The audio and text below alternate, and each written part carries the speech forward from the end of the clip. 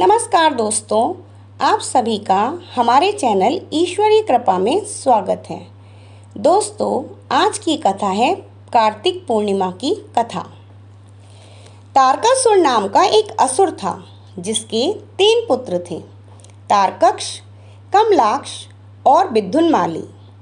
भगवान शिव के बड़े पुत्र कार्तिकेय ने तारकासुर का वध किया। अपने पिता की हत्या की खबर सुनकर तीनों पुत्र बहुत दुखी हुए। तीनों ने मिलकर ब्रह्मा जी से वरदान मांगने के लिए घोर तपस्या की। ब्रह्मा जी तीनों की तपस्या से प्रसन्न हुए और बोले, मांगो, क्या वरदान मांगना चाहते हो। तीनों ने ब्रह्मा जी से अमर होने का वरदान मांगा, लेकिन ब्रह्मा जी ने उन्हें इसके अलावा कोई दूसरा वरदान मांगने को कहा।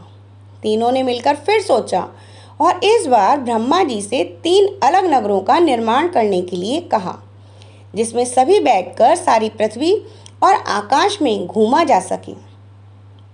1000 साल बाद जब हम मिलें और हम तीनों के नगर मिलकर एक हो जाएं, और जो देवता तीनों नगरों को एक ही बाण से नष्ट करने की क्षमता रखता हो, वही हमारी मृत्यु का कारण हो। ब्रह्मा जी ने उन्हें ये वरदान दे दिया।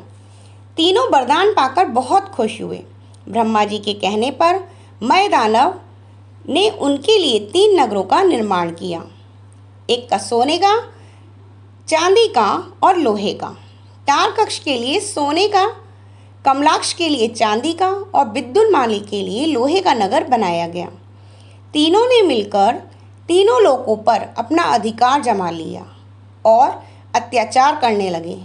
इंद्र देवता इन तीनों राक्षसों से भयभीत हुए और भगवान शंकर की शरण में गए।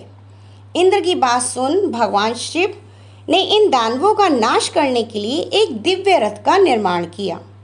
इस दिव्य रथ की हर एक चीज़ देवताओं से बनी थी।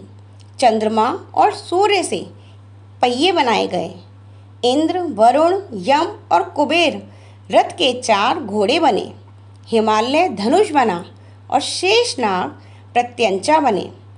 भगवान शिव खुद बाण बने और बाण की नोक बने अग्निदेव। इस दिव्य रथ पर सवार हुए खुद भगवान शिव। भगवानों से बने इस रथ और तीनों भाइयों के बीच भयंकर युद्ध हुआ। जैसे ही ये तीनों रथ एक सीध में आए, भगवान शिव ने बाण छोड़ तीनों का नाश कर दिया। इसी वध के बाद भगवान शिव को त्रिपुरारी कहा जाने लगा।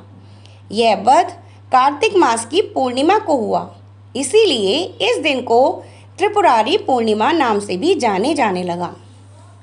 दोस्तों, कार्तिक पूर्णिमा को कई जगह देव दिवाली या कार्तिक पूर्णिमा के नाम से भी जाना जाता है। इस दिन गंगा स्नान और दीपदान का विशेष महत्व है। इस दिन भगवान विष्णु का मत्स्य अवतार भी हुआ था। तो मेरे चैनल को लाइक करें, शेयर करें एंड सब्सक्राइब करें। Thank you.